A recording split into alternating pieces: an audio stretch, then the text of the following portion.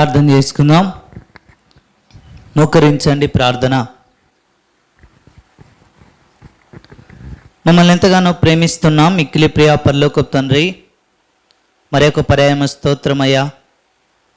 మీ ప్రియ పాదముల చెంత దేవా, బలహీనమైన మంటి ఘటములైన మేము చేరి దేవా, మీ ప్రియ కుమారులుగా ప్రియ కుమార్తెలుగా చేయబడటం నిమిత్తమై అనాది కాల సంకల్పము చొప్పున జగత్తు పునాది వేయబడక మునిపే మీరు నన్ను మమ్మల్ని ప్రేమించి నా కొరకు మా కొరకు దేవా ప్రియ కుమారుడైన యేసుక్రీస్తు ప్రభు వారిని మా యొక్క పాపపు స్థానమును ఆయనకు అనుగ్రహించి ఆయన కార్చిన అమూల్యమైన కలువరి శిలువ రక్తము ద్వారా దేవా, ఎవరైతే పాప క్షమాపణ అనుభవాన్ని కలిగి ఉన్నారో వారందరూ ఈ యొక్క నూతనమైన సంఘ అనుభవములోనికి మీరు నడిపిస్తూ వచ్చారు.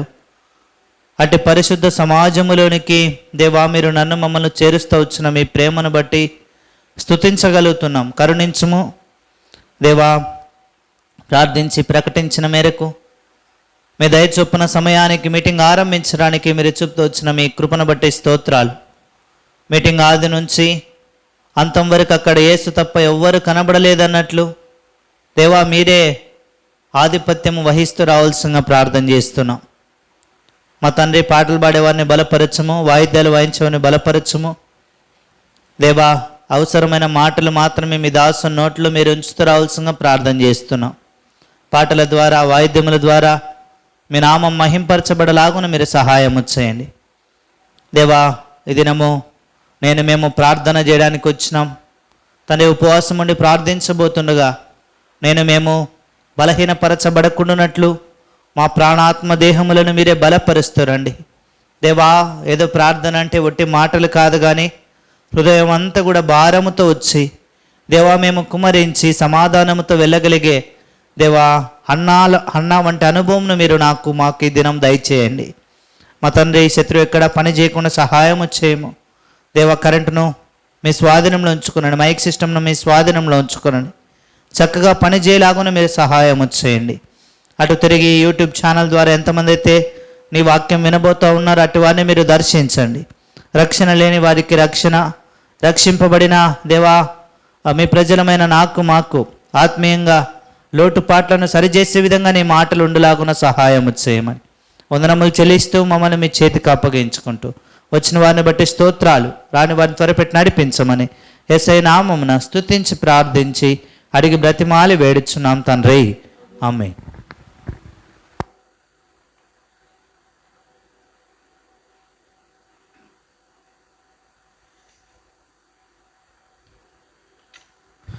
పాట సంఖ్య 208. స్తోత్రము పాడి పొగడెదను దేవాది దేవా నిన్ను రాజాది రాజా.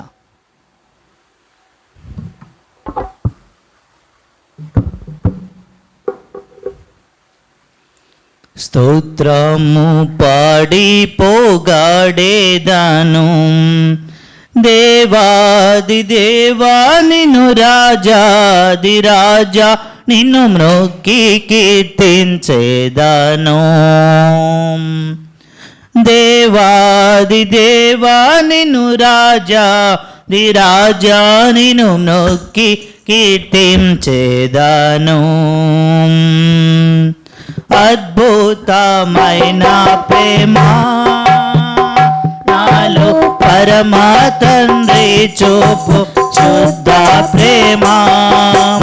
అద్భుతమైన ప్రేమ నాలో పరమ తండ్రి చూపు శుద్ధ ప్రేమ. ఎన్నాడును మారని ప్రేమ నాలో నిలుచుండు ప్రేమ. ఎన్నాడును మారని ప్రేమ నాలో నిలుచుండు ప్రేమ. స్తోత్రము పాడి పొగడెదను దేవాది దేవా నిన్ను రాజాది రాజా, నిన్ను మ్రొక్కి కీర్తించెదను.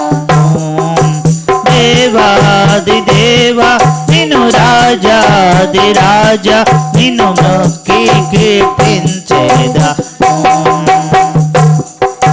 జ్యోతిగా జగమునకు వచ్చి జీవమిచ్చి నన్ను కొన్న ప్రేమ జ్యోతిగా జగమునకు వచ్చి జీవమిచ్చి నన్ను కొన్న ప్రేమ త్యాగి అయినా క్రీస్తు ప్రేమ దివ్య మధుర ప్రేమ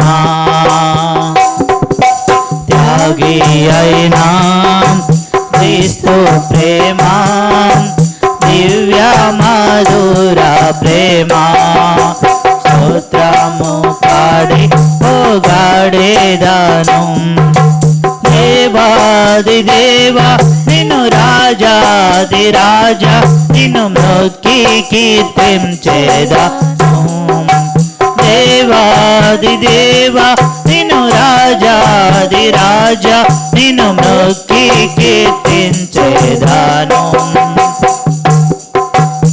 మాయాలోక ప్రేమను నమ్మి నాశించిన నన్ను ప్రేమించెను మాయాలోక ప్రేమను నమ్మి నాశించిన నన్ను ప్రేమించెను నన్ను జయించిన దైవ ప్రేమ నాలో పొంగు ప్రేమ నన్ను జయించిన దైవ ప్రేమ నాలో పొంగు ప్రేమ స్తోత్రము పాడి పోగాడేదాను దేవాది దేవా నిన్ను రాజాదిరాజా నిన్ను మొక్కి కీర్తించేదాను దేవాది దేవా నిన్ను రాజాదిరాజా నిన్ను మొక్కి కీర్తించేదాను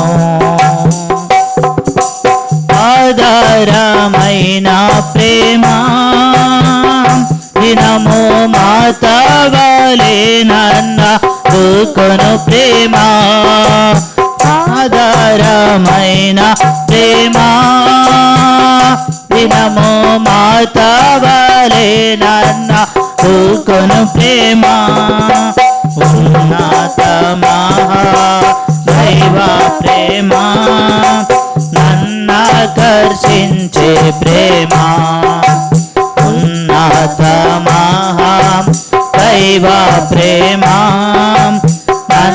నన్నాకర్షించే ప్రేమ స్తోత్రము పాడి పోగాడేదాను దేవాది దేవా నిన్ను రాజాదిరాజా నిన్ను మొక్కి కీర్తించేదాను దేవాది దేవా నిన్ను రాజాదిరాజా నిన్ను మొక్కి కీర్తించేదాను మాట తప్పని ప్రేమ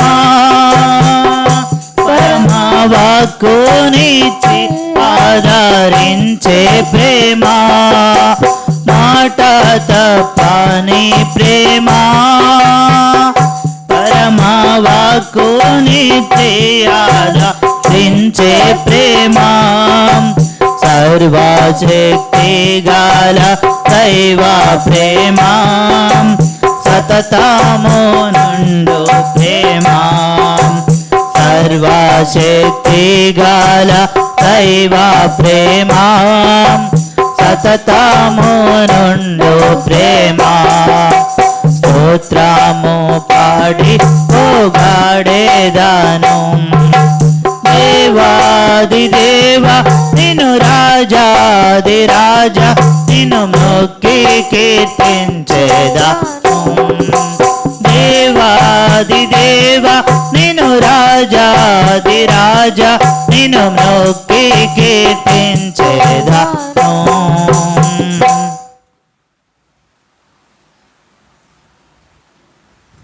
ఓకేనా? పాట సంఖ్య 209.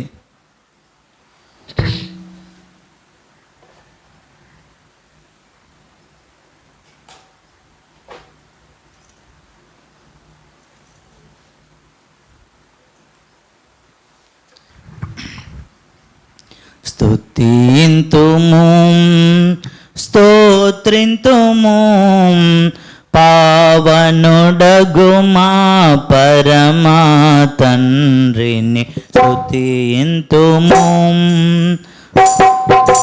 నీ నామము రుజువాయే నీ ప్రజలా లో దేవా, నీ నామము రుజువాయే నీ ప్రజలా లో దేవా.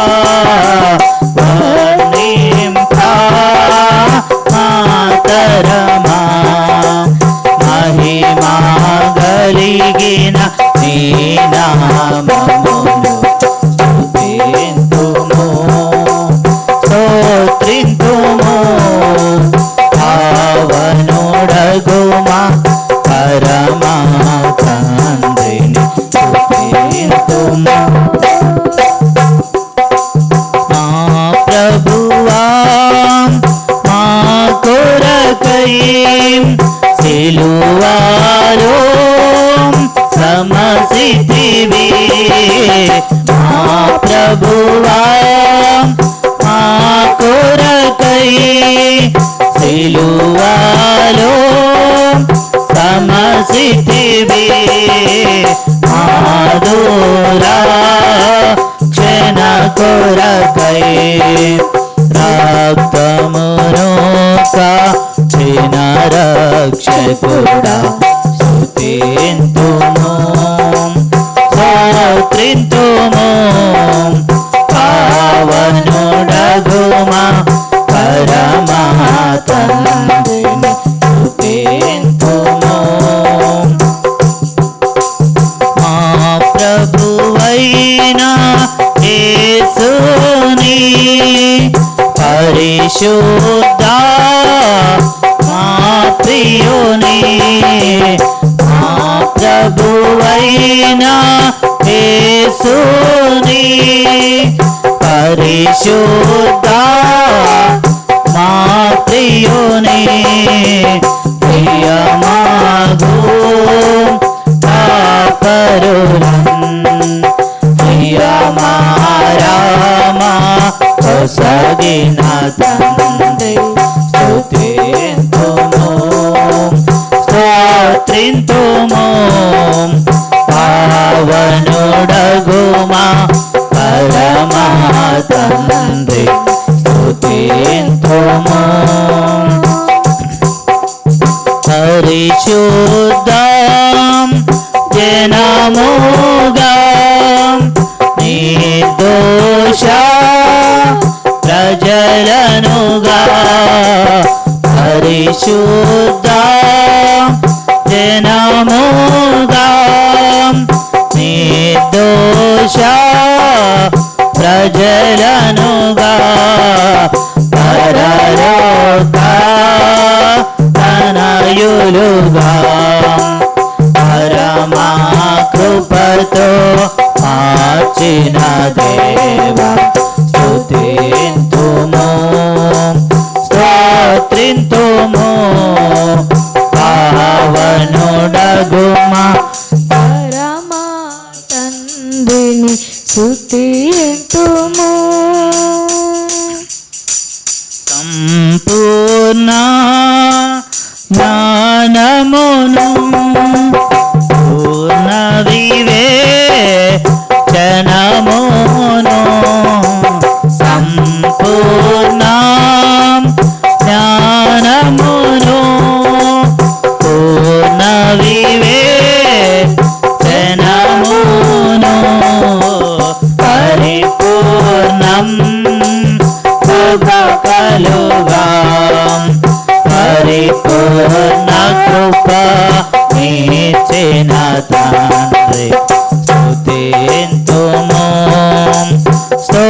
స్తోత్రింతుము పావనుడగుమా పరమా తండ్రి స్తుతింతుము ప్రభు యేసు క్రీస్తులో పరలోక విషయములో ప్రభు యేసు క్రీస్తులో పరలోక విషయములో ప్రతి ఆశీర్వాదములన్ ప్రాపుగాను సగిన పరమా తండ్రి స్తుతింతుము స్తోత్రింతుము పావనుడగుమా పరమా తండ్రిని స్తుతింతుము ఎల్లరిలో జీవజలం ఉల్లాగా పారునట్లు ఎల్లరిలో జీవజలం ఉల్లాగా పారునట్లు జీవంబు నీచితివే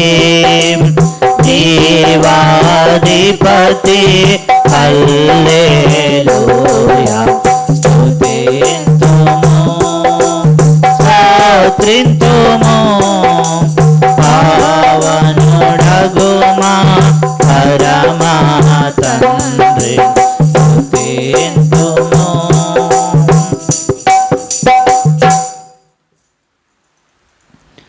పాట సంఖ్య 210. యెహోవా మహాత్మ్యము గొప్పది ఎంతో.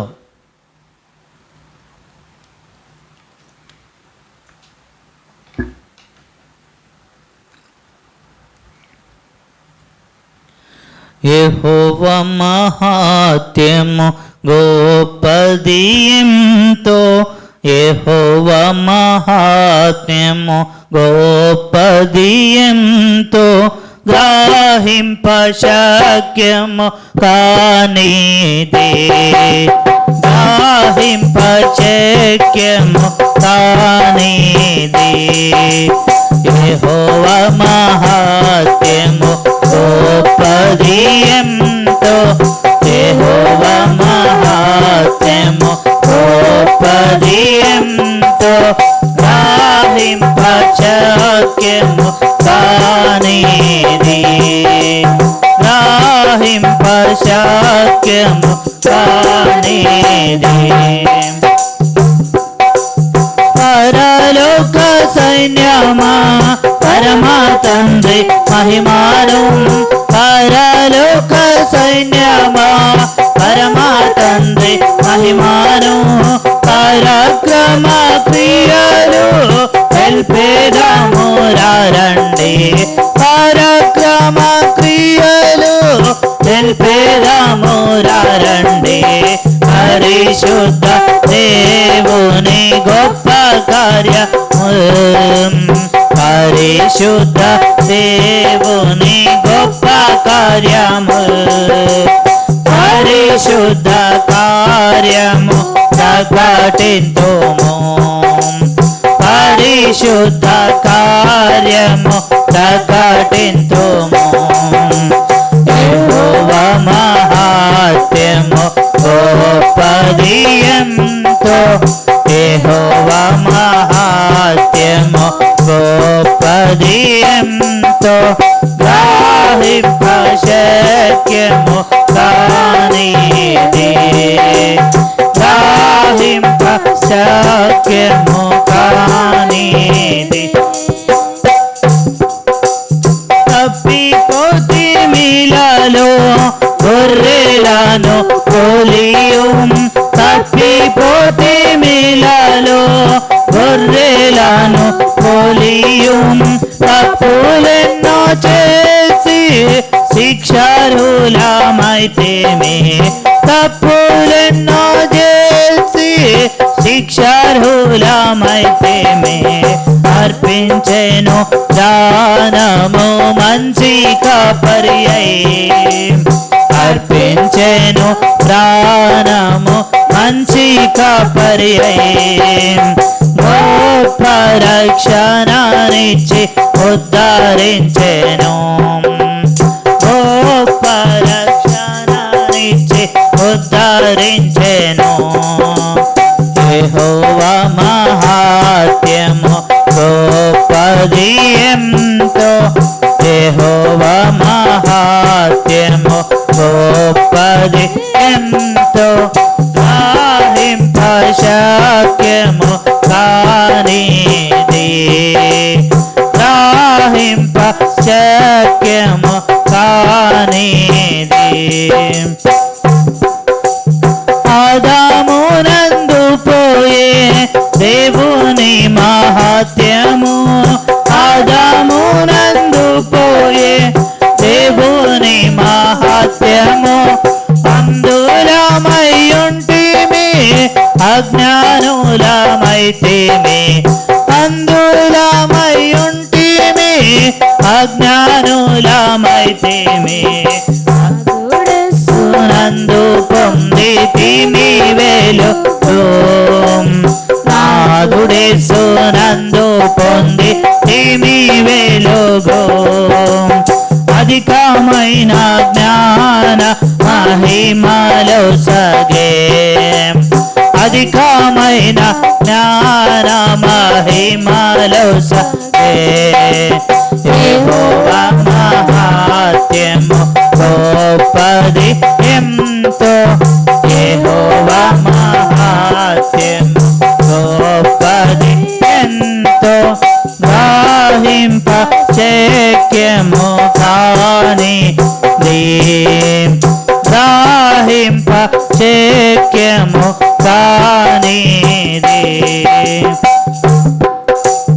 పాపముతో నిండిన పాపి నేడేరారమ్ము, పాపముతో నిండిన పాపి నేడేరారమ్ము, పాప ఫలితము మరణము సహింతువా, పాప ఫలితము మరణము సహింతువా, పాపుల రక్షకుడేసు రక్షింప నిలచే, పాపుల రక్షకుడేసు రక్షింప నిలచే, తప్పులొప్పుకొనుము నిన్ను రక్షించును, తప్పులొప్పుకొనుము నిన్ను రక్షించును.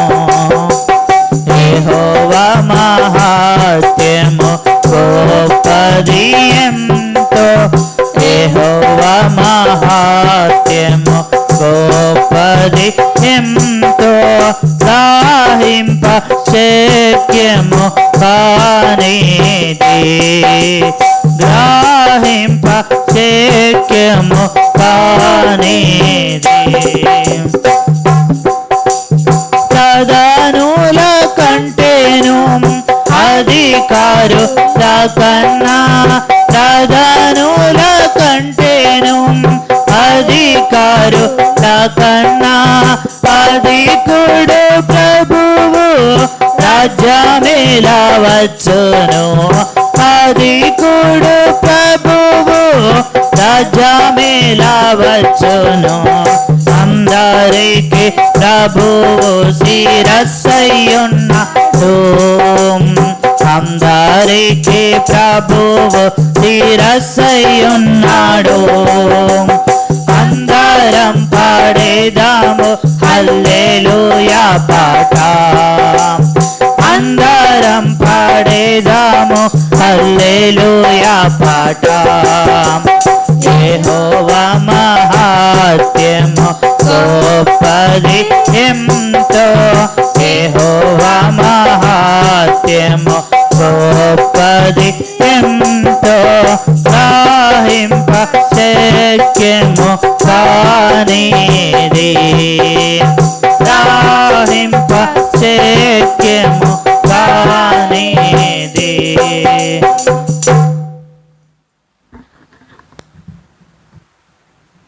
చివరిగా పాట సంఖ్య 212.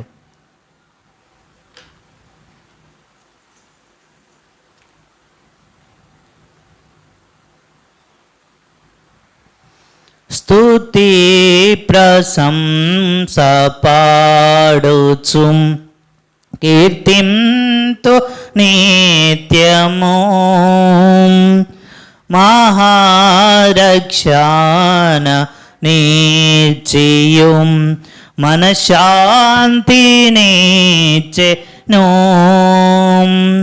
మహారక్షణ మనశాంతినిచ్చెను.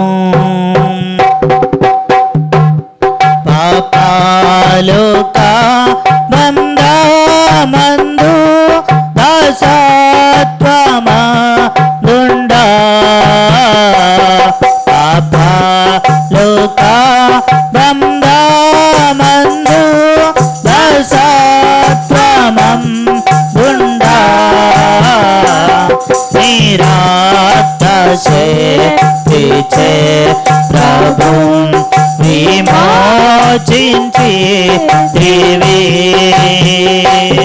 నిరాత్మశక్తిచే ప్రభుం విమోచించి దేవి. స్తుతి ప్రశంస పాడుతూ కీర్తింతు నిత్యము, మహారక్షణ నిత్యో మనశాంతి నిచ్చెను, మహారక్షణ నిత్యో మనశాంతి నిచ్చెను. పాపబరా ముझे నేను దుఃఖము పొందితి, పాపబరా ముझे నేను దుఃఖము పొందితి, నా ప్రభువే భరించెను నా దుఃఖ బాధలు, నా ప్రభువే భరించెను నా దుఃఖ బాధలు. స్తుతి ప్రశంస పాడుచు కీర్తింతు నిత్యము, మహారక్షణ నిత్యం మనశాంతి నిచ్చెను, మహారక్షణ నిత్యం మనశాంతి నిచ్చెను.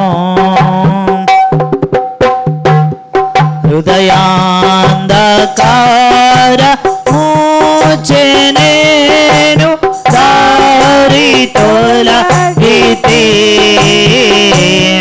హృదయాంధకార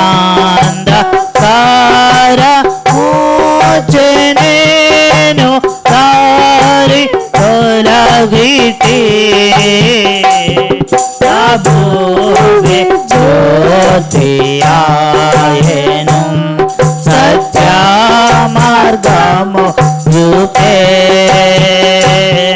ప్రభువే జ్యోతియాయెను సత్య మార్గము చూపే.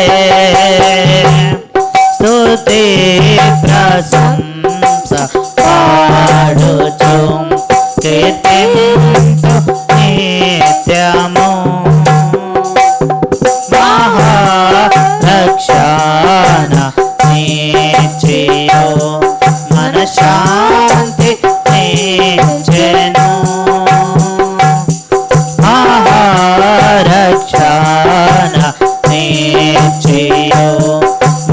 శాంతి నీచెను. ఎంత కృప నుండి నన్ను దేవానెత్తితివి.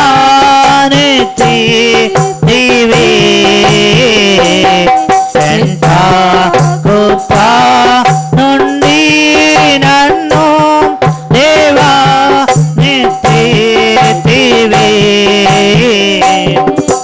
దరిద్రుడా నైనా నన్ను రాజుగా చేసితివి.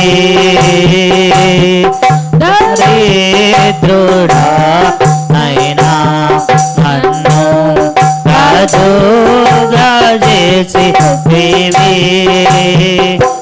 స్తుతి ప్రశంస పాడుచు కీర్తింతునే నిత్యము. మహారక్షణ నీచియు మనశ్శాంతి నీచెను. మహారక్షణ నీచియు మనశ్శాంతి నీచెను.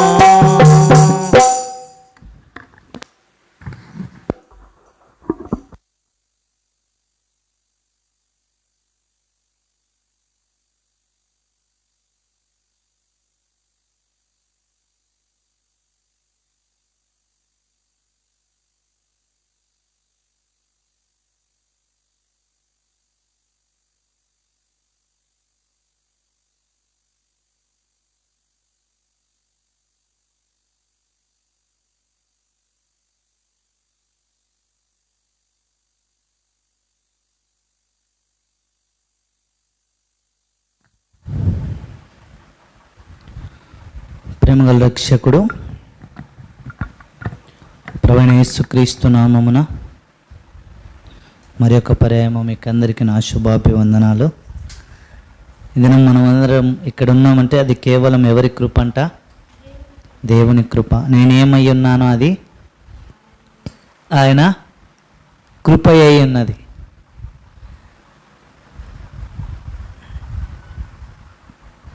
కనుక మనము దేవుని సన్నిధానంలోనికి వచ్చినాము అని అంటే అది కేవలం ఎవరి కృప అంట? దేవుని కృప మాత్రమే. మన ఆలోచన మన ప్రయత్నము కాదు, కానీ దేవుని ఏర్పాట్లో మనం ఉన్నాం. అవునా కాదా? మనము దేవుని ఏర్పాట్లో లేనట్లయితే ఈ దినం మనం ఎక్కడ ఉండేవారం అంట? లోకంలో ఉండేవారం, దేవుని మందిరమునకు బయట ఉండేవారం.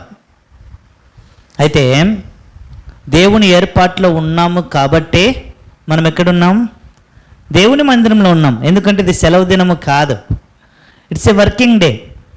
Even though it's a working day, the God has given a good chance to be in the presence of God's place. దేవుని యొక్క సన్నిధానములో ఇది పనిచేసే దినమైనా కూడా మనం ఇక్కడ కూర్చోడానికి దేవుడు ఎంతగానో తన కృపను చూపిస్తూ వచ్చినాడు. కాబట్టి మనం చూస్తే ఈ దినం ఎందుకు మనం వచ్చామంటే ఇక్కడికి ఎందుకు వచ్చినాం? It's a day of fasting prayer. ఇదేంటంట? ఈ మాసముల చివరి వారంలో ఉన్నాం మనము కదా. ఇంకా కేవలం ఒక 4-5 రోజులు లేదా ఒక 6 రోజులు ఉంటే మనం ఏం చేస్తామంట? ఈ నెలని విడిచిపెడతాం మనం కదా. ఎన్ని నెలలు అయిపోతా వచ్చినాయో, 8 నెలలు, సుమారు 7 నెలలు దేవుడు కాచి కాపాడుతూ వచ్చినాడు. ఈ 8వ మాసం చివరిన ఉన్నాం కదా. మనం 9వ మాసంలోనికి అడుగు పెట్టాలంటే మనం ఏం చేయాలంట? మొదటిగా ఏం చేయాలా? మనల్ని మనము ఒప్పుకొని ప్రభు దగ్గరికి వచ్చి ప్రభు రక్తము చేత మనం ఏం చేయబడాలి? కడగబడాలి. అట్లాంటి గుంపులో ఉండాలి మనం. అప్పుడే ప్రభు ఏం చేస్తాడు మనల్ని? అప్పుడు ఏం చేస్తాడంట ఆయన? అప్పుడు క్షమిస్తాడు మనల్ని. కాబట్టి మనము రండి ప్రార్థన చేయడం కొరకై దేవుని యొక్క వాక్యములో నుండి కొన్ని విషయాలు మనము పరిగెరుకునే ప్రయత్నం చేద్దాం. దాని కొరకై బైబిల్లో ఉన్న 4 అధ్యాయాలు కలిగిన పుస్తకం ఏంటంట? బైబిల్లో 4 అధ్యాయాలు కలిగిన పాత నిబంధనలో ఉన్న పుస్తకం. ఇంకా ఎస్, ఏం ధ్యానించబోతా ఉన్నాం మనం ఈ దినము? యోనా గ్రంథమును గురించి ధ్యానించబోతా ఉన్నాం. ఈ యోనా గ్రంథము ఒక ప్రవచనాత్మక గ్రంథము. యోనా ఎవరంట? ఒక ప్రవక్త. అయితే బైబిల్లో చాలా అనగా మనము చూస్తే యెషయా గ్రంథం మొదలుకొని మలాకి వరకు ఇవన్నీ ఏంటంట? ప్రవచనాత్మక గ్రంథాలు.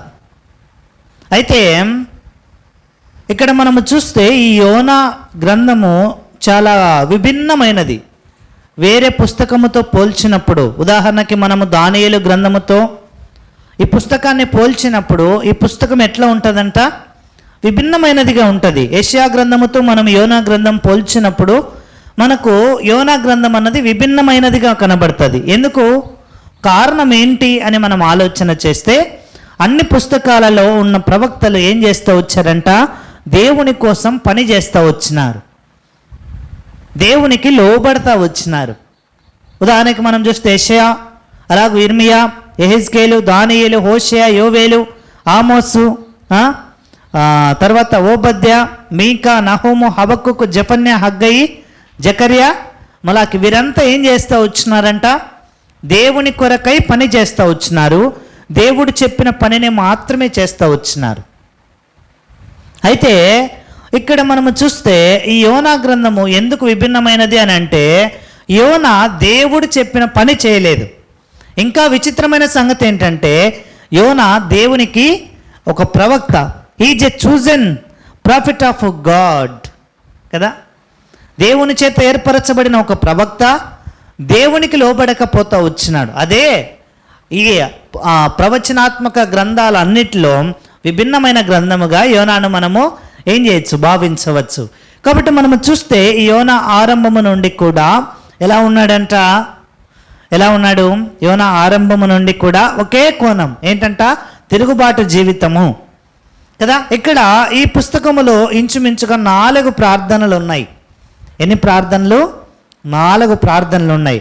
రండి, ఒక్కొక్క ప్రార్థనని మనము ఆలోచన చేస్తూ దాన్ని ధ్యానిస్తూ మనము ముందుకు సాగే ప్రయత్నం చేద్దాం.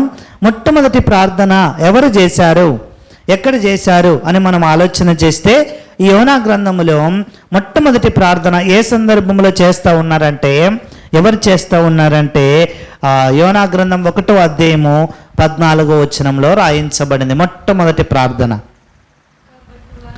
కాబట్టి వారు ఎవరంట? వారు అంటే ఓడ నాయకులు కదా.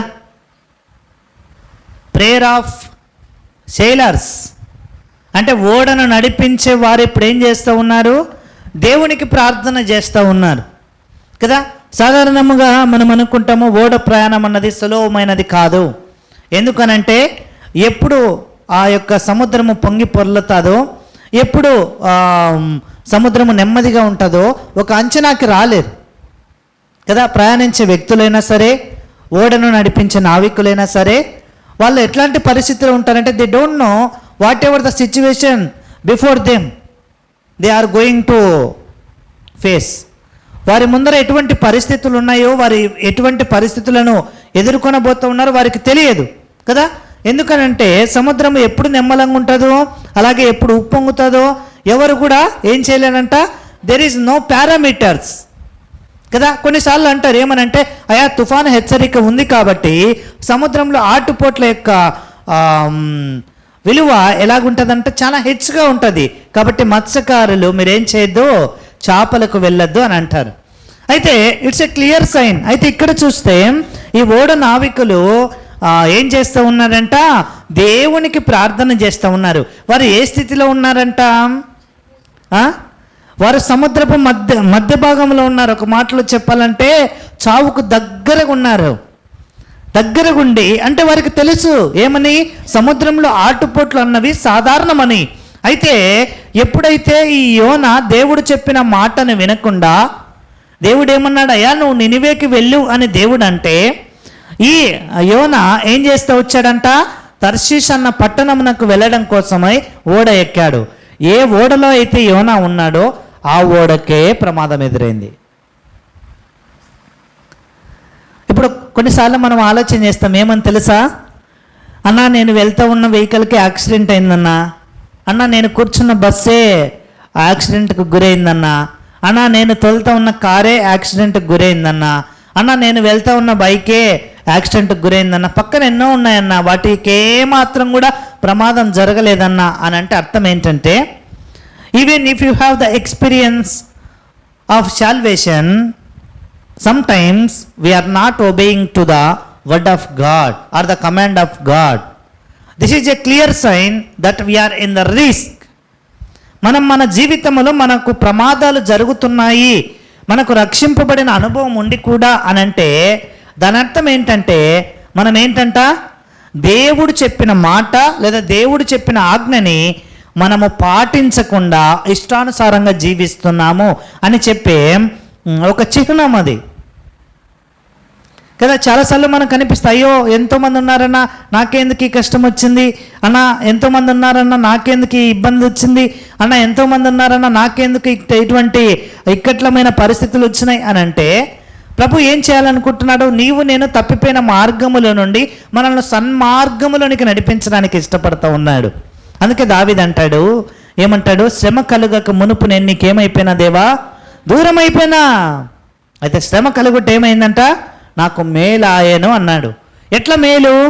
ఒకవేళ శ్రమ లేకపోతే దావీదు చేసింది సరి అయినదా లేదంటే దావీదు చేసింది పాపమా అన్నది దావీదుకు తెలియకపోయి ఉండొచ్చు.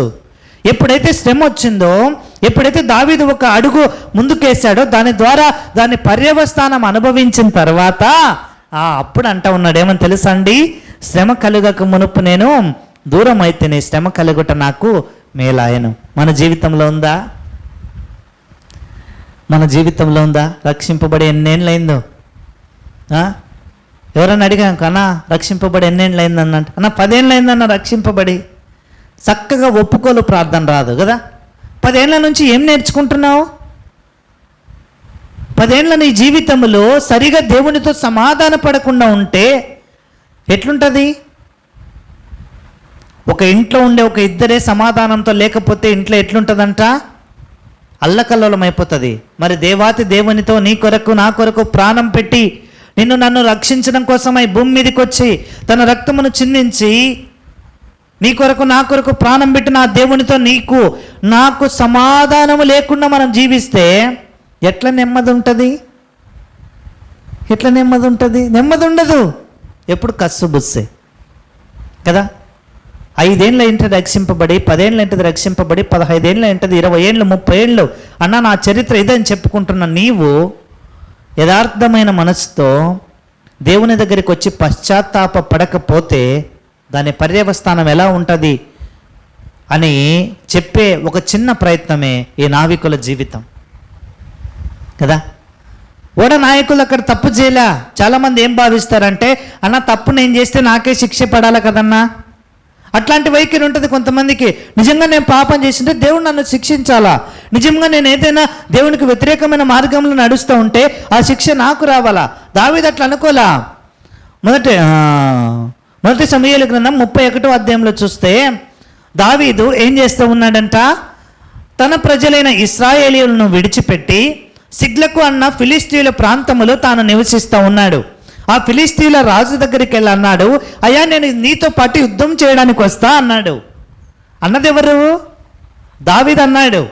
దావీదు అంటే ఈ ఫిలిస్తీయుల రాజు ఏమన్నాడు? సర్దార్లు ఏం భావించారంటే, అయ్యా ఈ దావీదు ఎవరంట? మొదటి సమూయేలు గ్రంథము 16వ అధ్యాయంలో 17వ అధ్యాయంలో రాయించబడినట్లు సౌలు 1000 కొలదియు దావీదు 10,000 కొలదియు శత్రువులను చంపినాడు కదా. ఆ దావీదు ఈ దావీదే కదా, మనం ఎట్లా తీసుకెళ్తాం ఈయనను అని అన్నారు. అయితే దావీదు ఎవరికి వ్యతిరేకంగా ఇక్కడ పనిచేస్తూ ఉన్నాడంట? తన ప్రజలు, ఇంకా చెప్పాలంటే దేవుని ప్రజలకు వ్యతిరేకముగా దావీదు పని చేస్తూ ఉంటే దేవుడు ఎట్లా బుద్ధి చెప్పాడంట? ఆ సిగ్లకు అన్న ప్రాంతం మీదకి అమాలేకీలు వచ్చి ఏం చేస్తూ ఉన్నారంట? సిగ్లకును పట్టుకొని ఆ పట్టణం అంతా కాల్చివేస్తూ వచ్చారు. పాపము చేసింది దావీదు, శిక్ష అనుభవించింది తన చుట్టూ ఉన్నవారు. కొన్నిసార్లు మనకు అనిపిస్తుంది, ఏమని తెలుసా, అన్న నేను తప్పు చేస్తే నాకే. నో. కొన్నిసార్లు దేవుడు ఏం చేస్తాడంటే మనం చేస్తూ ఉన్న పాపమును మన ఇంటి మీదికి తీసుకొస్తాడు. అర్థమైందండి? మన చుట్టూ ఉన్న వారి మీదికి తీసుకొని వస్తాడు. ఎందుకు?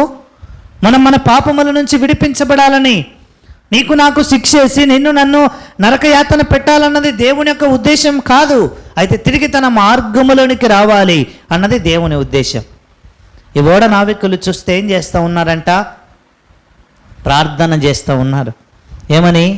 దేవా, మేము ఎటువంటి పరిస్థితుల్లో ఉన్నామంటే, వాళ్ళంటా వచ్చారు. వాళ్ళు ఏమంటా వచ్చారు? అక్కడ యోనా అన్న ఆ వ్యక్తిని కనుగొన్నారు. ఓడ అడుగు భాగమున పడుకొని నిద్రపోతూ ఉంటే అప్పుడు వచ్చి అడిగారు, ఏమ్రా, ఎవడ్రా నువ్వు, ఎక్కడి నుండి వచ్చినావు? లేచి నీ దేవునికి ప్రార్థన చేయి. మేమంతా ప్రార్థన చేస్తూ ఉన్నాం, ఓడను ఒడ్డుకు తీసుకొని పోవడానికి ప్రయత్నిస్తూ ఉన్నాం. నీవేమో ఏమి ఎరగనట్లు చల్లగా పడుకొని ఉన్నావే, ఎట్లొస్తుంది నిద్ర అని అంటే, అప్పటిదాకా యోనాకి ఏం జరుగుతుందో అర్థం అవ్వట్లా కదా. అప్పుడు యోనా అంటా వచ్చినాడు. ఏమన్నాడు?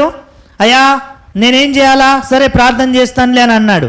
సరే ప్రార్థన చేయక మునుపు వాళ్ళు ఏం చేస్తూ వచ్చారు? చీట్లు వేసారన్నమాట. ఇంత గొప్ప ప్రమాదం ఎవరి వల్ల వచ్చింది అని వారు చీట్లు వేస్తే ఓడ నావికులు చీటీ పేర్లో ఎవరి పేరు వచ్చిందంట? యోనా పేరు మీద వచ్చింది. ఇప్పుడు చూడు ఎట్లందో. వీడేమో నిద్రపోతూ ఉన్నాడు, వీడు ప్రార్థన చేయనోడు. చీటీ ఎవరి పేరు మీద వచ్చిందంట? యోనా పేరు మీదనే వచ్చింది. అంటే తప్పు చేసింది, పాపం చేసింది యోనా. అయితే ఎంతమంది ప్రాణాలు ఆ ఓడలో ఉన్నాయో చూడండి, ఒకసారి ఆలోచించండి. ఒక్క వ్యక్తి పాపము చేస్తే మనం అనుకుంటాం కొన్నిసార్లు, నేను ఒక్కదాన్ని పాపం చేస్తే ఏమవుతుంది అన్నా, నేను ఒక్కని పాపం చేస్తే ఏమవుతుంది అన్నా, మందిరంలో అంత పరిశుద్ధులే కదన్నా, నేను ఒక్కని పాపం చేస్తే ఏమవుతుందంటే, నీ పాపము వలన నా పాపము వలన మందిరం ఏమవుతుందంట? పాడైపోతుంది. మందిరంలో ఉన్న ఆత్మీయ జీవితాలు ఏమైపోతాయంట? పతనమైపోతూ వస్తాయి. ఒక్కరు చాలు కదా. ప్రభు అందుకే అంటూ ఉన్నాడు, ఈ దినాల్లో కావాల్సింది ఒక్క పాపి కాదు, ఒక్కరు ప్రభు కొరకై నిలవబడే ఒక్క వ్యక్తి. పౌలు లాంటి వ్యక్తి ఒక్కరు చాలు, దావీదు వంటి వ్యక్తి ఒక్కరు చాలు, సొలొమోను వంటి వ్యక్తి ఒక్కరు చాలు, దానియేలు వంటి వ్యక్తి ఒక్కరు చాలు, యోబు వంటి వ్యక్తి ఒక్కరు చాలు. ఏం చేయగలరు? ఈ పాడైపోయిన దానిని కట్టగలరు. అయితే అలాగూ నువ్వు ఉండగలవా? మనం ఉంటాం అట్లా? మనం ఎప్పుడు ఏమంటాం? అన్నా నేను కాదులేదన్నా, నాకు ఆ స్థానం లేదు, నాకు చదువు లేదన్నా, నాకు జ్ఞానం లేదన్నా, నాకు అందం లేదన్నా, నాకు బోధించే సామర్థ్యం లేదన్నా అని మనం అనుకుంటాం. దేవుడు అంటాడు, నువ్వే. ప్రభుకి ఎవరు కావాలంట? విరిగి నలిగిన మనస్సు కలిగిన వాళ్ళు కావాలా, చదువుకున్న వాళ్ళు కాదు. ఎందుకంటే ఎక్కువ చదువుకున్నాం అనుకో, పరిచర్యకు వస్తే ఆటోమేటిక్గా గర్వం వస్తుంది. మనకు ఎక్కువ జ్ఞానం ఉందనుకో, మనం వాక్యం చెప్తుంటే ఆటోమేటిక్గా మనకు గర్వం వస్తుంది. అదే విరిగి నలిగిన వ్యక్తిని తీసుకొని వచ్చి ఒక వ్యక్తిని మనం అక్కడ నిలబెట్టామనుకో, ప్రభు పరిచర్యలో ఎట్లుంటాడు? దీనుడుగా ఉంటాడు, అంతే కదా. దావీదు చూస్తే ఎంత దీనత్వం కలిగిన వ్యక్తో ఒక విధంగా. ఇక్కడ చూస్తే ఈ సందర్భము 2వ యోనా గ్రంథములో ఓడ నావికులు ఏం చేస్తూ ఉన్నారు? అయ్యా, ఇప్పుడు ఏం చేయాలి? మేము చీటీలు రాసాం, చీటీలో నీ పేరే వచ్చింది, నువ్వెవరు, ఎక్కడి నుండి వచ్చినావు అంటే ఆయన అన్నాడు, అయ్యా నేనెవరంటే ఆకాశమును భూమిని కలగజేసిన ఈ సృష్టికర్త అయిన యెహోవాకు నేను సేవకుడను అన్నాడు. అబ్బా, వాళ్ళు భయపడినారు. భయపడి రెండోదిగా చూస్తే, సరే నీవు ఎందుకు చీటీలో నీ పేరు వచ్చిందంటే, నేను పారిపోతున్నా ఆ దేవుని దగ్గర నుంచి అన్నాడు. చూడండి ఎట్లుందో పరిస్థితి. తన దేవుని గురించిన వర్ణన ఎంత గొప్పగానో చెప్పి, అయ్యా అట్లాంటి దేవుని దగ్గర నుంచి నేను పారిపోతున్నాను అని అన్నాడు. వాళ్ళకు ఒక్కసారిగా ఎట్లయిపోయింటుంది? గుండె జారిపోయినట్లు అనిపించింటుంది కదా. ఏంటి నువ్వు చెప్తా ఉన్నది? ఆకాశమును భూమిని నోటి వాక్కు చేత కలగజేసిన ఆ దేవుని సేవకుడువా? అవునయ్యా, ఆ దేవుని సేవకుడినే. అయితే ఎక్కడికి వెళ్తున్నావు? దేవుని సన్నిధిలో నుండి పారిపోతా ఉన్నా అన్నాడు. అబ్బా, ఎంత భయం వేసి ఉంటుంది వారికి. ఆ 14వ అధ్యాయంలో చూస్తే మనము వాళ్ళు ఏం చేస్తూ ఉన్నారు, వాళ్ళు ఏం ప్రార్థన చేస్తూ ఉన్నారంటే, ఇక్కడ సముద్రంలోనికి యోనానేమో ఎత్తి పడేసినారు.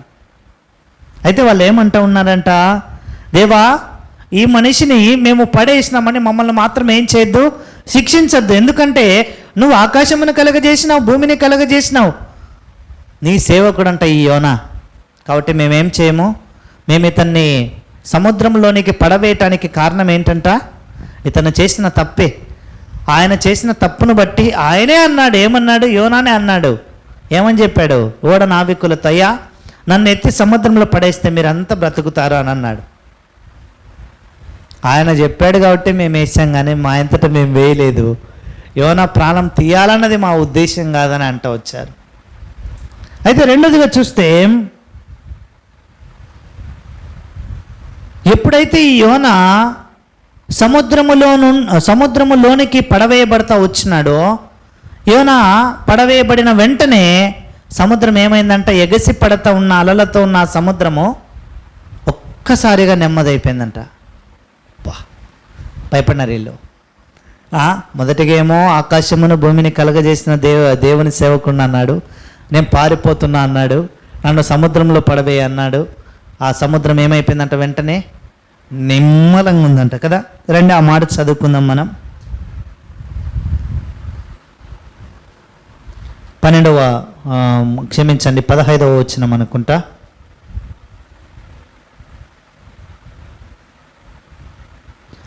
యోనాను ఎత్తి సముద్రములో పడవేయగానే సముద్రము పొంగకుండా ఆగేను.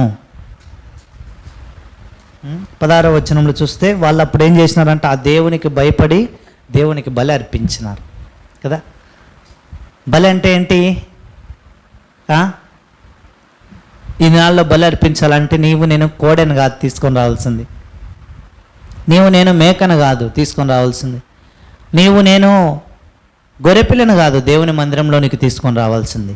ఏం తీసుకొని రావాలంట, మన హృదయాన్ని తీసుకొని రావాలి కదా. ఎందుకు, ఈ హృదయంలో ఎన్నో సంగతులు ఉన్నాయి, దేవునికి నచ్చని సంగతులు ఉన్నాయి. కొన్నిసార్లు మనం దేవుని పిల్లలమని చెప్పుకున్నా కూడా దేవునికి సంతోషము కలిగించని పనులు ఎన్నో మనం చేస్తూ ఉంటాం, అవన్నీ హృదయం లోపల నుండే వస్తూ ఉన్నాయి కదా.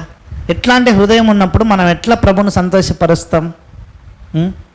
యోనా బయటికి బాగున్నాడు, ఎవరయ్యా అంటే, అయ్యా నేను ఆ దేవుని సేవకుని అన్నాడు, కానీ లోపల ఏముందంట, నేను దేవుడు చెప్పిన మాటను వినను అని అంటూ ఉన్నాడు.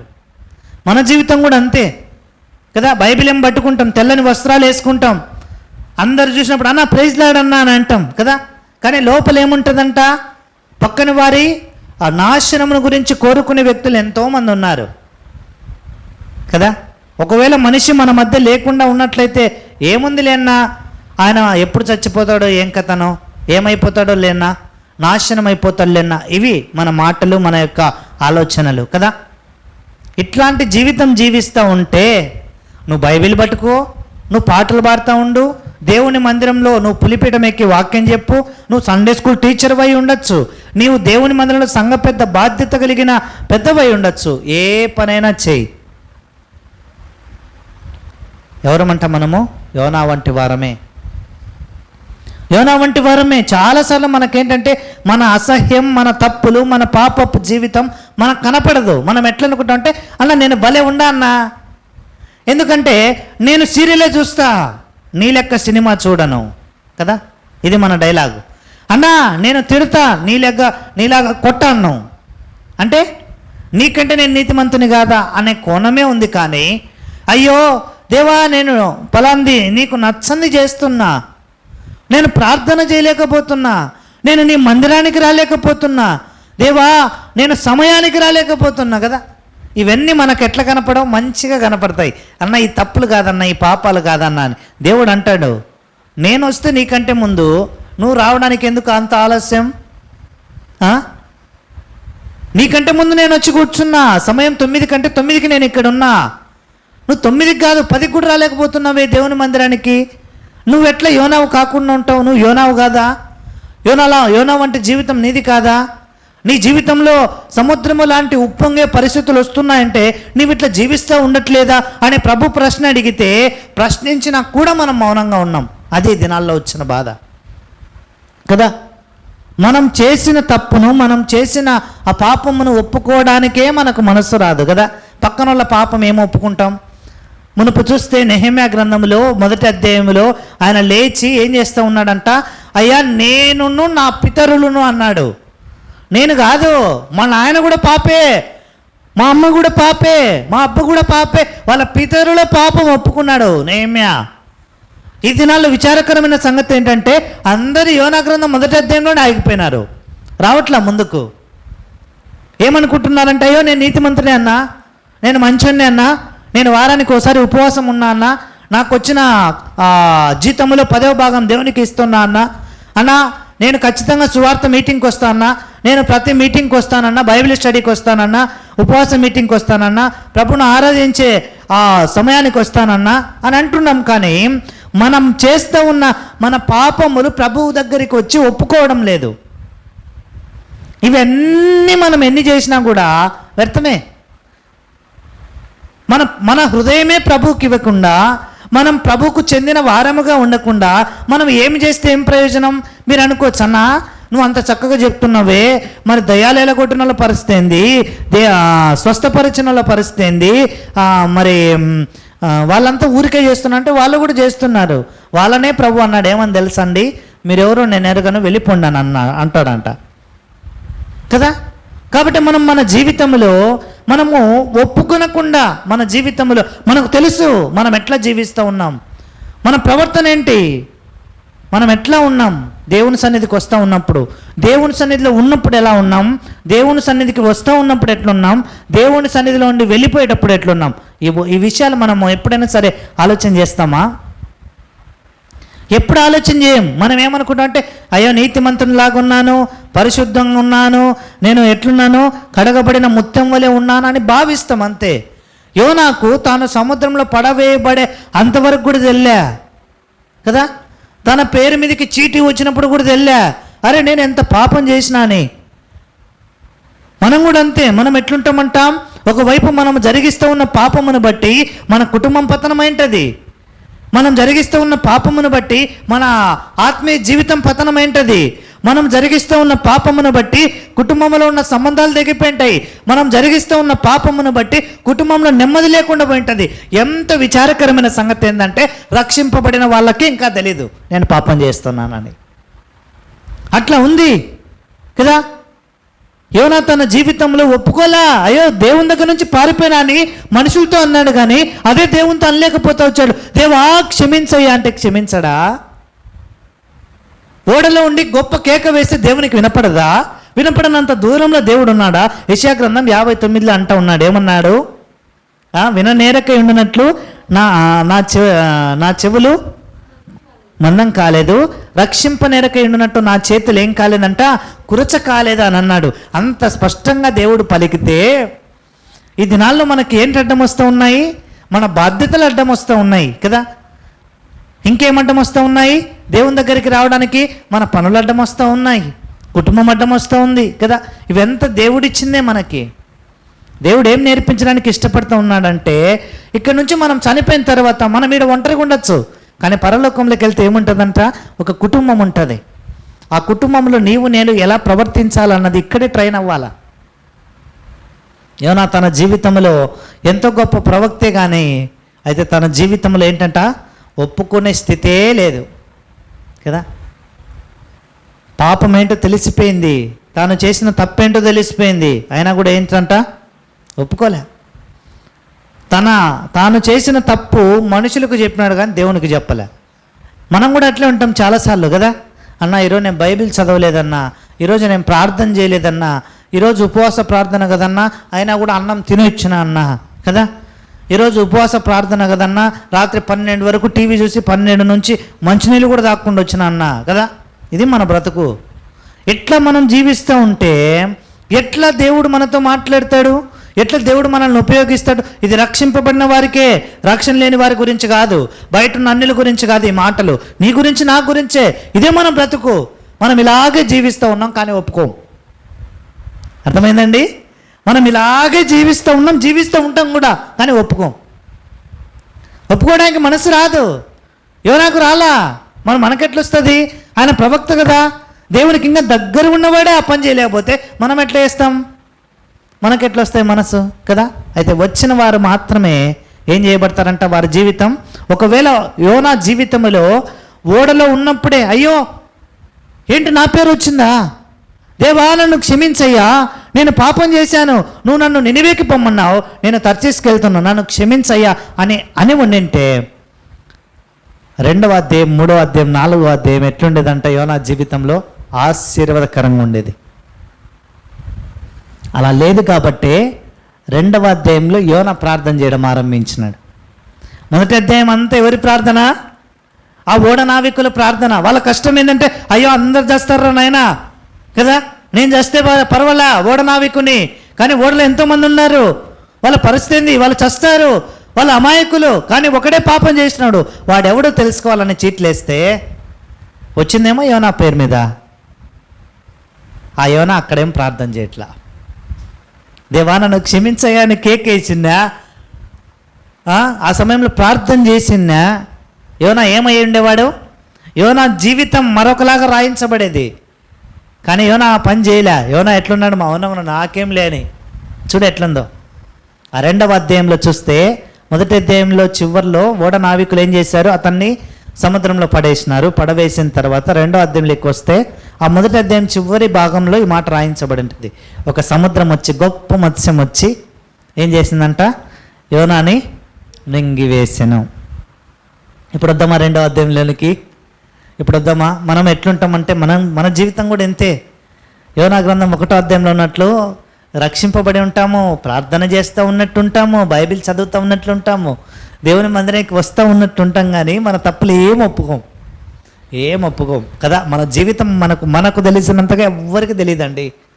బహుశా దేవుడు కూడా కొన్నిసార్లు ప్రేమామూర్తి కాబట్టి ఆయన మర్చిపోవచ్చు, కానీ మనకు గుర్తుంటే నేను ఎంత పాపినో, నేను ఎంత పనికి వాళ్ళనో కదా, నేను ఆత్మీయంగా ఎంత పడిపోయినానో నాకే తెలుస్తుంది. అది ఒప్పుకోం. ఆ ఒప్పుకొని కారణమును బట్టి 2వ అధ్యాయంలో చూస్తారండి. Shall we turn our Bibles అంటే బుక్ ఆఫ్ జోనా చాప్టర్ 2. ఇక్కడ ఒక్కొక్క వచనం, ఒక్కొక్క హెడ్లైన్, ఒక్క హైలైట్ తెలుసా? రండి 2వ అధ్యాయం. ఇప్పుడు యోనా ఎక్కడి నుండి ప్రార్థన చేస్తూ ఉన్నాడంట? ఎక్కడి నుండి ప్రార్థన చేస్తూ ఉన్నాడు? ఓడలో ప్రార్థన చేయొచ్చు, ఓడ ఎక్కేటప్పుడు ప్రార్థన చేయొచ్చు, దేవుడు చెప్పినప్పుడు ఇది నా వల్ల కాదని ప్రార్థన చేయొచ్చు. కానీ ఈ 3 స్థలాలు విడిచిపెట్టి ఎక్కడికి వచ్చినా చేస్తున్నాడంట? ఈ యొక్క చేప కడుపులో ఉండి, సముద్ర అగాధములో ఉండి ఆయన ఏమంటా ఉన్నాడు తెలుసా? నేను ఎక్కడున్నానో తెలుసా ప్రభువా? ఇప్పుడు పాతాళ గర్భములో అని అంటా ఉన్నాడు. 2వ అధ్యాయం 2వ వచనంలో రాయించబడింది. Prayer out of hell. ఎక్కడి నుండి ప్రార్థన చేస్తున్నాడంట? ఆ యొక్క పాతాళ గర్భములో నుండి ప్రార్థన చేస్తున్నాడు. పాతాళంలో సాధారణంగా ఏముంటుందని మనకు తెలుసు? ఏముంటుంది? ఒకటి శిక్షించే ఆ స్థలము, అదేంటంట? అగ్నితో కాల్చడం. రెండోది ఏంటి తెలుసా అండి? చీకటి ఉంటుంది పాతాళంలో. చీకటి బిలము అన్న పదము మనం బైబిల్లో చూడొచ్చు. అంటే ఏంటి? అందులో చీకటి తప్ప ఏం కనపడదు. ఇప్పుడు ఈ యోనా ఎక్కడున్నాడంట? సముద్ర అగాధంలో, సముద్ర గర్భములో ఉన్నాడు. కాబట్టి ఈ అగాధములోనికి వెళ్ళినప్పుడు ఏం కనపడుతుంది? సూర్యుని కాంతి చూడగలడా? చూడలేడు. కారణం ఏంటంటే, ఒకటి నీటి లోపలికి కొంత దూరం వెళ్ళిన తర్వాత వెలుగు అన్నది ఏమవుతుందంట? ఆక్సిజన్ అన్నది ఏమవుతుందంట? కనుమరుగైపోతాయి. అట్లాంటి సందర్భంలో ఈ యోనా ఎక్కడున్నాడంట? చేప కడుపులో ఉన్నాడు. చేప కడుపులో ఉండి ఇప్పుడు ప్రార్థన చేస్తున్నాడు. ఏమని? అయ్యా నేను ఎక్కడున్నా? పాతాళ గర్భములో ఉన్నా. పాతాళ గర్భములో ఉన్నా. 2వ మాట ఏమన్నాడు? రండి 2వ అధ్యాయం అదే 3వ వచనం. ప్రవాహములు నన్ను ఏం చేసినాయంట? చుట్టుకొని ఉన్నవి. వాస్తవానికి చూస్తే ఈ చేప ఎక్కడుంటుందండి? ఆయన ఏమంటా ఉన్నాడు? నేను సముద్ర అగాధములో ఉన్నాను అని అన్నాడు. రెండోదిగా ఆ చేప చుట్టూ ఏమున్నాయంట? ఏమున్నాయి? నీళ్లున్నాయి. ఒకసారి ఊహించండి, మనం ఎక్కడైనా సరే ఓడలో ఉన్నా లేదంటే చిన్న బోట్లో ఉన్నా, ఎక్కడికైనా మనము బోటింగ్కి వెళ్ళామనుకో, మన చుట్టూ ఏముంటాయి? సాధారణంగా నీళ్ళే ఉంటాయి. అయితే ఈయన చెప్తా ఉన్న ఈ సముద్ర ప్రవాహం గురించి మనం ఆలోచన చేస్తే యోనా ఎట్లున్నాడంటే పరిస్థితి యోనాది, ఆ చేప అటు కదలలేదు, ఇటు కదలలేదు. ఒకవేళ చేప స్పీడ్గా కదిలిందనుకో, లోపల ఉన్న వ్యక్తి ఏమవుతాడు?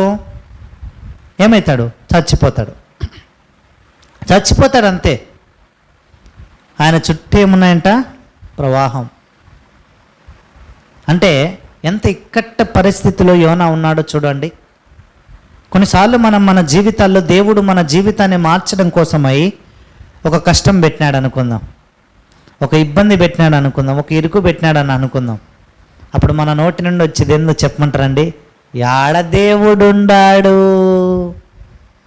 ఏందంట? యాడ దేవుడుండాడు అని అంటాం. యాడ దేవుడు లేకపోతే నువ్వెందుకు మందిరానికి వచ్చినావు అని దేవుడు అన్నాడు అనుకో, ఆకాశంలో నుండి అనడులేండి. ఒకవేళ అన్నాడు అనుకో, బ్రతుకుతామా? బ్రతకం.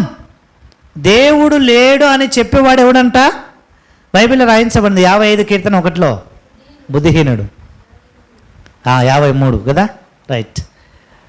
దేవుడు లేడని బుద్ధిహీనులు అంటారంట. చాలామంది, hey you man, you don't know anything, we are well educated, we know that there is no God exist అంటారు కదా. దేవుడు అన్నవాడు లేడు, నీకేం తెలుసు? ఆఫ్టర్ ఆల్ నువ్వు డిగ్రీ, మేమేం చేసాం? వీఆర్ ద సైంటిస్ట్, మేము శాస్త్రవేత్తలం, సమస్తాన్ని కనుగొంటాం, సైన్స్ను ఉద్భవింప చేసేది మేమే, కాబట్టి దేవుడు అన్నవాడు లేడు అని అంటాడు. ఒక అబ్బాయితో, ఒక సండే స్కూల్కి వెళ్ళే పిల్లవాడితో ఒక సైంటిస్ట్ ఇలాగే ప్రశ్నిస్తూ ఉన్నాడు. ఏమని తెలుసండి? అరే దేవుడు లేడు అని అన్నాడు. అంటే ఆ అబ్బాయి అన్నాడు దేవుడు ఉన్నాడు అన్నాడు. వెంటనే ఆ సైంటిస్ట్ అడిగాడు, ఏమని తెలుసా? దేవుడు ఉంటే చూపిరా అన్నాడు. దేవుడు ఉంటే చూపిరా అన్నాడు ఆ పిల్లవాడిని పట్టుకొని. పిల్లవాడు మౌనంగా ఉన్నాడు, ఏం మాట్లాడాలని అర్థం కాలే. కాసేపున తర్వాత అడిగాడు, నీకు బుద్ధి లేదు అన్నాడు. ఏం లేదంట? నీకు బుర్ర లేదు అని అన్నాడంట. అంటే నాకు బుద్ధి ఉంది, బుర్ర ఉంది అని అన్నాడంట. అయితే చూపి అన్నాడంట. చూపించడానికి సాధ్యమవుతుందా? తలకాయ పగలగొట్టేసి అందులో ఉన్న మెదడు తీసుకొని వచ్చి అరే ఇదిరా నా బుర్ర అని అంటాడా? అన్నాడు, అంటూ చేస్తాడు. చూడండి ఎట్లుందో. మనం ఏం చేస్తాం? మన పిల్లలకి మనం ఏం నేర్పిస్తాం?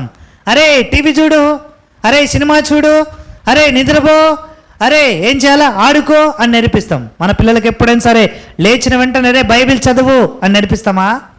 ప్రార్థన చేయి అని నేర్పిస్తామా? కుటుంబంలో కష్టం ఉంది ప్రార్థన చేయి అని నేర్పిస్తామా? నీ ఫ్రెండ్కి ఇబ్బందుల్లో ఉన్నాడు, వాడికి ఎవరో ఒకరు సహాయం చేయాలి కాబట్టి ప్రార్థన చేయి నేర్పిస్తామా? నేర్పించాం కదా. విచారకరమైన సంగతి ఏంటంటే మనం క్రైస్తవులం. చూడండి ఎట్లుందో. యోనా ఎక్కడున్నాడంట? పాతాళ గర్భములో, అనగా సముద్ర గర్భములో ఉండి ఆయన అంటా ఉన్నాడు, నేను పాతాళ గర్భములో ఉండి ప్రార్థన చేస్తున్నాను అని. నా చుట్టూ ఏమున్నాయంట? ప్రవాహం ఉంది. ప్రవాహం గురించి ఒక మాట ఆలోచించండి. ప్రవాహము ఇట్లా పోతుందా? ఎప్పుడైనా చక్కని మార్గం ఉంటుందా ప్రవాహానికి? ఉండదు. ఫ్లడ్స్ వస్తే ఎలా ఉంటుందంటే ఎటు బుద్ధి పుడితే అటు వెళ్ళిపోతాయి. మార్గం లేదనుకో ఏం చేస్తాయి? ఇండ్లునైనా కొలాప్స్ చేస్తాయి, రోడ్లనైనా కొలాప్స్ చేస్తాయి, చెట్లనైనా కొలాప్స్ చేస్తాయి. ఏం చేస్తాయంట? ఎటు కావాలంటే అటు వెళ్ళిపోతాయి. ఇప్పుడు యోనా జీవితము, యోనాకున్న బాధ ఏంటో తెలుసా? నా జీవితం ఎటుపోతుందో, నా జీవితము ఎటుపోతుందో. కాదండి, నాకు ఒక ప్రశ్న ఏంటంటే, మనము ఎప్పుడైనా సరే చేపలు అమ్మే వాళ్ళు వస్తేనే మన దగ్గరికి మనం ఏం చేయలేమండి? ఏం చేయలేం? వాసన అని అనలేం కదా, ముక్కు మూసుకుంటాం. బా ఏంది నీ సాహసం వచ్చింది అని. అట్లాంటిది 3 రోజులు ఎక్కడున్నాడంట ఈ యోనా? ఏడన్నాడు? చేప కడుపులో ఉన్నాడు. ఓసారి చూడండి ఎట్లుంటుందో, ఆలోచించండి. ఎంత అసహ్యం కలిగించింటారు తన జీవితం మీద తనకి. కాబట్టి అట్లాంటి పరిస్థితుల్లోనికి పోవడానికి కారణం తన బాధ్యత లేని, ఒప్పుకోలు లేని జీవితమే, వేరేదొకటి కాదు కదా. ఆయన ఏమంటా ఉన్నాడు? నా చుట్టూ ఏమున్నాయి? ప్రవాహములు ఉన్నాయి అన్నాడు. 3వదిగా చూస్తే రండి, 4వ వచనంలో, నేను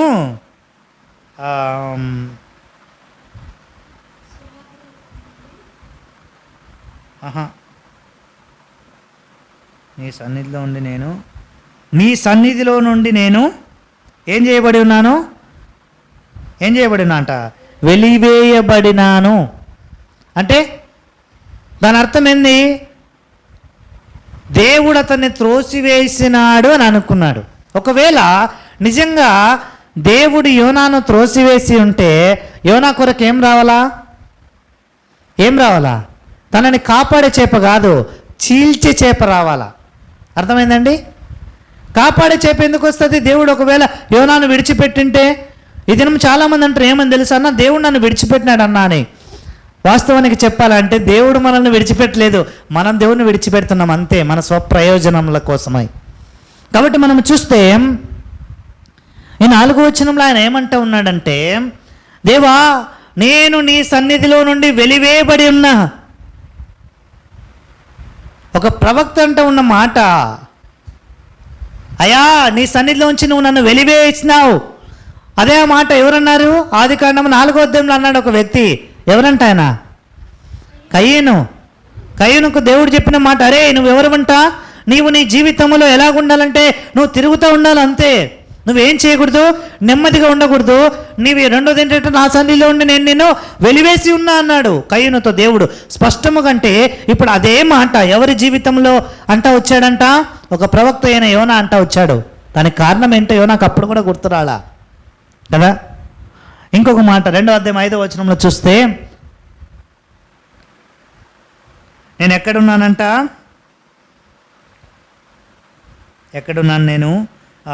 నేను మరన్నటికీ ఎక్కి రాకుండా భూమి గడియలు వేయబడి ఉన్నవి, పర్వతముల పునాదులలోనికి. ఎక్కడికి పోయినాడంట? పర్వతముల పునాదులలోనికి నేనేం చేయబడి ఉన్నాను? దిగి ఉన్నాను అన్నాడు. అంటే యోనా కష్టం అక్కడ ఎట్లుందంటే, మనం యాడికైనా సరే ఒక 2 నిమిషాలు ముక్కు మూసుకొని నీళ్ళల్లో ఉంటామా? ఉండలే. అది చేప, పైగా దాని లోపల నుండి ద కెమిస్ట్రీ ఆఫ్ ఫిష్ మనం చూస్తే దాని బయోలాజికల్ ఎలా ఉంటుందంటే, మనకు నాలుక ఎండిపోకుండా ఏమొస్తూ ఉంటాయి? నీళ్ళు వస్తుంటాయి. దానికి కూడా రాకూడదా? లాలాజలం లోపల ఉంటుంది, కడుపులో ఉంది కదా. కడుపులో ఉన్నప్పుడు అదేం తిననప్పుడు ఏమొస్తుంటే కొన్ని యాసిడ్ రిఫ్లక్స్ వస్తూ ఉంటాయి మనకు, అవునా కదండి? మనం ఏం తినలేదనుకోండి, ఎప్పుడు నీళ్ళు తాగుతున్నాం మనకు ఆటోమేటిక్గా మనకు తెలియకుండా కడుపులో ఏమొస్తుంది? యాసిడ్ లెవెల్ పెరుగుతుంది.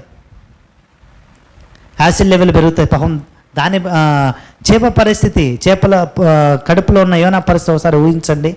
ఎన్నెన్ని ఇబ్బందులు, ఆక్సిజన్ అందుతుందో లేదో. అందుకే అన్నాడు ఏమని తెలుసా, నేను ఆడున్న పాతాళ గర్భములో అగాధములో ఉన్నా అన్నాడు. నీ సన్నిధిలో నుండి వెలివేయబడి ఉన్నాను అన్నాడు. ఇప్పుడు ఏమంటా ఉన్నాడు? పర్వతముల పునాదుల్లోనికి దిగి ఉన్నా అన్నాడు. చివరిగా చూస్తే ఏమన్నాడు ఆయన? 2వ అధ్యాయం 7వ వచనంలో అనుకుంటా. 2వ అధ్యాయం 7వ వచనం ఎక్కడున్నాడంట? కూపములో నా ప్రాణం ఉంది మూర్చిల్లుతూ. 2వ అధ్యాయం 7వ వచనంలో. అంటే యోనా ఎటువంటి పరిస్థితుల గుండా వెళ్తూ ఉన్నాడో తనకు తెలుస్తూ ఉందన్నమాట. ఒక వ్యక్తి ఒక్కరోజు సముద్రంలో ఉండాలంటేనే ఇబ్బంది, 2 రోజులు ఉన్నా అంటే ఇబ్బంది. కానీ యోనాను దేవుడు ఎన్ని రోజులు పెట్టినాడంట? 3 రోజులు పెట్టినాడు. 3 రోజులు ఎందుకు పెట్టినాడంటే ఈ సంగతి అంతా తెలియాలి కదా యోనాకి. తను పడిపోయింది, తన జీవితంలో దేన్ని కోల్పోయినాడు, దేవుని యొక్క మాటని మీరితే ఎట్లాంటి పరిస్థితులు ఉంటాయన్నది ఇవన్నీ తెలియాలనేసి ఏం చేస్తూ ఉన్నాడంట? దేవుడు ఏం చేశాడు? ఆ పరిస్థితిని అనుమతిస్తూ వచ్చాడు. ఒప్పుకున్నాడు. చివరికి ఒప్పుకొని అంటా ఉన్నాడు, అయ్యా నీవే కదా నా ప్రాణమును బయటికి తీసుకొని వచ్చేది, నువ్వు రక్షించి ఉన్నావు అన్నాడు. అప్పటికి ఇంకా రక్షణ రాలా కదా. రండి 2వ అధ్యాయము 6-7 వచనాలు చివరిలో 6 చివరిలో చూద్దాం. దేవా యెహోవా నీవు నా ప్రాణం ఎక్కడి నుండంట? కూపములో నుండి పైకి రప్పించి ఉన్నావు అన్నాడు. ఇంకా రాలా. 7వ వచనంలో చూస్తే, కూపములో నుండి నా ప్రాణము నాలో మూర్చిల్లగా నేను యెహోవాను జ్ఞాపకం చేసుకొంటిని, నీ పరిశుద్ధాలయములోనికి నీ వద్దకు నా మనవి వచ్చెను. యాడికి పోయిందంట? ఎక్కడి నుండి ప్రార్థన చేస్తూ ఉన్నాడు? కూపములో నుండి ప్రార్థన చేస్తూ ఉన్నాడు. మూర్చిల్లిన అనుభవం కలిగి ప్రార్థన చేస్తూ ఉన్నాడు. అట్లాంటి సందర్భములో యోనా చేసిన ఆ మూలుగు, ఆ ప్రార్థన ఎక్కడికి పోయిందంట? దేవుని పరిశుద్ధాలయంలోనికి వెళ్ళిందంట కదా. ఆ ప్రార్థనకు దేవుడు ఏం చేస్తూ వచ్చాడు? జవాబిచ్చి యోనాను ఏం చేస్తూ వచ్చాడంట? యోనా ఒప్పుకుంటూ వచ్చినప్పుడు తనని విడిచిపెడతా వచ్చినాడు. ఇప్పుడు చేప ఏం చేసిందంట, బయటికి వచ్చి ఆ తర్షీషు పట్టణం దగ్గర కక్కేసింది. ఇప్పుడు 3వ అధ్యాయంలో చూస్తే ఇప్పుడు ఎవరి ప్రార్థన అంట, నినివే పట్టణస్థుల ప్రార్థన. మొదటి అధ్యాయంలో చూస్తే ఓడ నావికుల ప్రార్థన, 2వ అధ్యాయంలో చూస్తే యోనా ప్రార్థన, 3వ అధ్యాయంలో చూస్తే ఎవరి ప్రార్థన అంట, నినివే పట్టణస్థుల ప్రార్థన.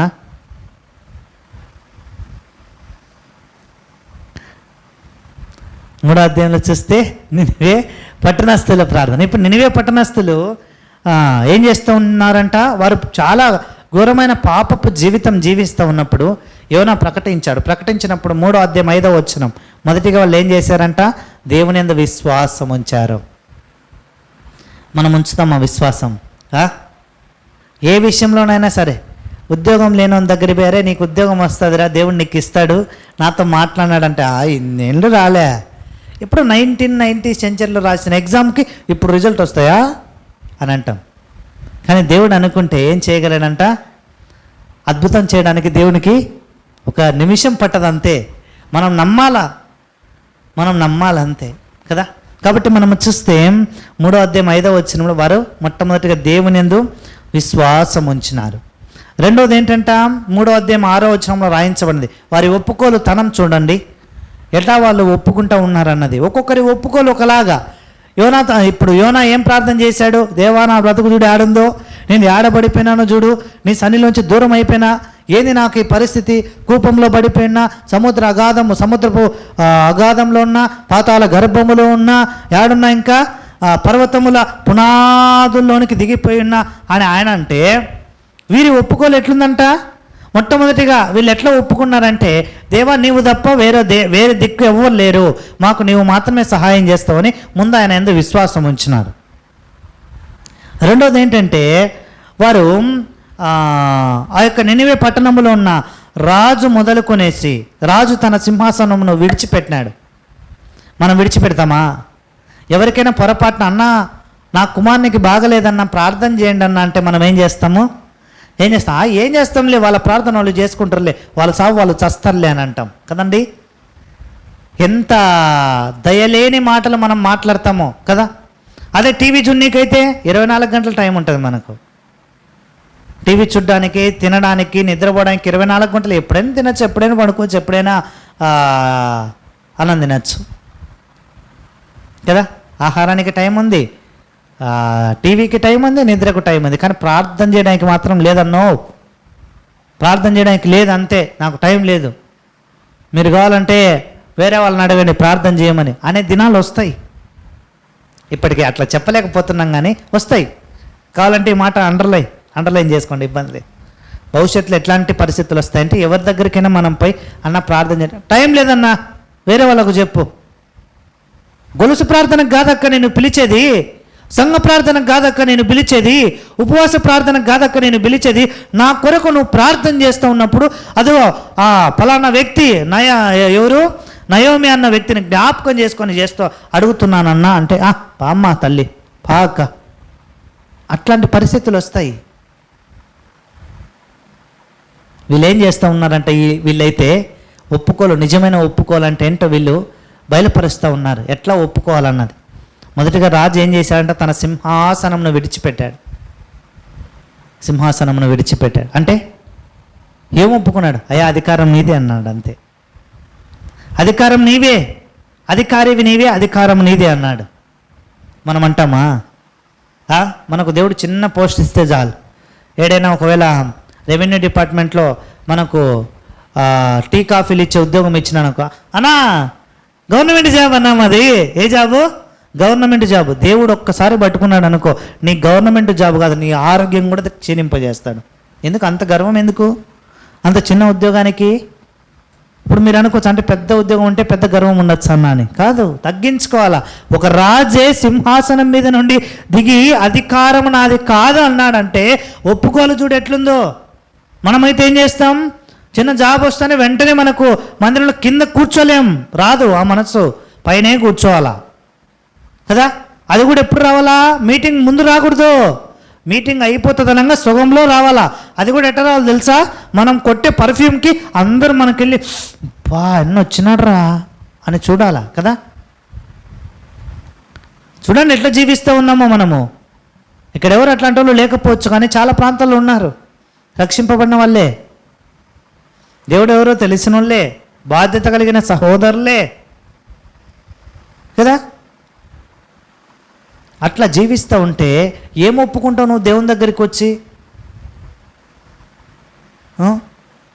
ఒక రాజు అన్ని విడిచిపెట్టి, సింహాసనమును విడిచిపెట్టి కిందికి వచ్చినాడు. ఇంకేంటో చెప్పమంటారండి, వాళ్ళు గోనెపట్ట కట్టుకుంటూ వచ్చినారు. ఎంత తగ్గించుకుంటూ వచ్చినారు చూడండి.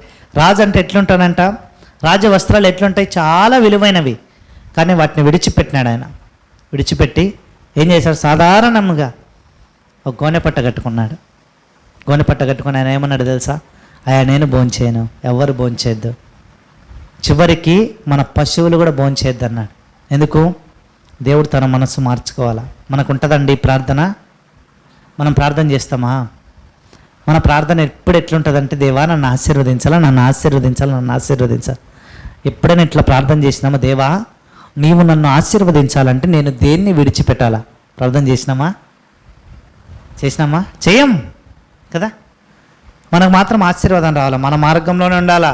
నువ్వు టీవీ చూస్తూ ఉన్నా దేవుడు ఆశీర్వదించాలి, అప్పుడే యేసయ్య దేవుడు కదా. నువ్వు సినిమాలు చూస్తూ ఉన్నా, షికార్లకు పోతూ ఉన్నా, మందు తాగుతూ ఉన్నా, లేదంటే ఆకు ఒక్క పాన్ పరాక నోట్లో ఇట్లా అంటా ఉన్నా కూడా దేవుడు మాత్రం నీకు ఆశీర్వాదాలు వేయాలి. అట్లాంటి దేవుడు కాదేనా. అట్లాంటి దేవుడు అని భ్రమపడుతూ ఉంటే మందిరంలోంచి వెళ్ళిపోయేది చాలా మేలు. మందిరానికి రాకపోయినా ఆశీర్వాదం వస్తుంది, ఏంటంట ప్రార్థన చేయకపోయినా ఆశీర్వాదం వస్తుంది, బైబిల్ చదవకపోయినా ఆశీర్వాదం వస్తుంది అని అనుకో, నీ అంత బుద్ధిహీనుడు ఎవ్వరు లేరు. అంతే. ఆత్మ సంబంధమైన ఆశీర్వాదం రావాలంటే ఇట్లాంటి ఒప్పుకోలు రావాలా ముందు. ఇట్లాంటి ఒప్పుకోలు వచ్చినప్పుడు హృదయంలో ఉన్న గర్వం అంతా తొలగిపోతుంది. అప్పుడేం కనపడుతుంది మనకు, ఆ దేవుని యొక్క మహా తేజస్సును చూస్తాం మనం కదా. 4వ అధ్యాయంలోకి వచ్చి తల్లికి రండి. ఇప్పుడు మళ్ళీ చివరిగా ఏం చేస్తూ ఉన్నాడంట, మళ్ళా యోనానే ప్రార్థన చేస్తూ ఉన్నాడు. 2వ అధ్యాయంలో ప్రార్థనకి 4వ అధ్యాయంలో ప్రార్థనకి ఎంత వ్యత్యాసమో చూడండి. యోనాకి కాపాడకుండా ఉన్నప్పుడు ఒక ప్రార్థన ఉంది, కాపాడే అంత సుఖ విలాసవంతమైన జీవితం వచ్చిన తర్వాత యోనా ప్రార్థనలో మార్పు వచ్చింది. ఇప్పుడు ఏమంటా ఉన్నాడు తెలుసా, నాకు తెలుసు ప్రభువా నువ్వు ఎప్పుడో ఆ ప్రజలను కాపాడతావని, నినివే పట్టణస్తులను నువ్వు చెప్పించవని నాకు తెలుసు, వాళ్ళను తిరిగి రక్షిస్తావని తెలుసు, అందుకే నేను రాలే, ఆడున్నా, నేను ఆడ ఓడలో పడుకొని ఉన్నా, అట్లాంటి నన్నెందుకు ఇగిడికి రప్పించివి, ఇంత పని చేయిస్తువి అని ఏం చేస్తూ ఉన్నాడు ఆయన, కోప్పడుతూ ఉన్నాడు దేవునితో కదా. 4 అధ్యాయాల్లో 4 విభిన్నమైన ప్రార్థనలు రాయించబడినాయండి యోనా గ్రంథంలో. కాబట్టి మనము చూస్తే, కాబట్టి ఈ 4 ప్రార్థనలో మనము చూస్తే ఒప్పుకోలు విధానం 2వ అధ్యాయంలో యోనా ఒప్పుకున్న దానికంటే కూడా ఒక అన్యులు 3వ అధ్యాయంలో నినివే పట్టణస్తులు వాళ్ళు ఏం చేశారంట, యథార్థంగా ఒప్పుకున్నారు. ఆయన ఏదేదో గొప్ప గొప్ప మాటలు పలికారు, కానీ అయితే వాళ్ళు తగ్గించుకున్నారు, అంతే ఒప్పుకోలు విధానం అంటే. కాబట్టి మనం మన జీవితంలో ప్రార్థన అన్నది ఏం చేయాలా, ఏమైపోవాలా, క్రైస్తవునికి ప్రార్థన అన్నది ఊపిరిలాగా ఉండిపోవాలంట.